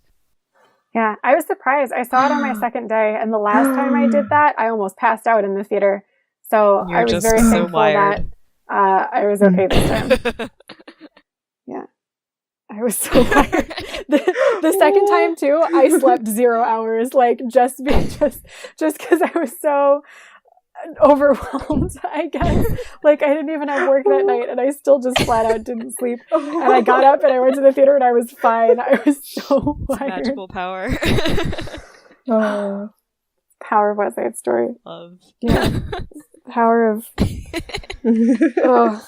your kid in lingerie, I guess. Sorry, chemistry. It was so weird. But anyway, yeah. Yep. That was West Side Story. It was There you great. have it. We hope it's going to be as good in the summer. Yes. Yes. And I'm sure Yeah. even if the cast changes, they're all going to work super hard and it's going to be great again. So if it's at all possible for you, I highly recommend it. It'll be in Osaka in July. Yeah, at Umeda, I believe. So. Yes. Yep.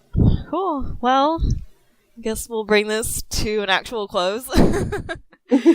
So, leave us any comments if you saw the show, if you have any other questions about anything we talked about. Head on over to Twitter for some fun anecdotes, I guess, if you speak Japanese. There's a lot of good anecdotes on Japanese Twitter. There's a lot. If you aren't on Japanese Twitter, man, you're missing out. Yeah, so thanks very much for listening again, and we'll see you all again soon. Bye! Bye!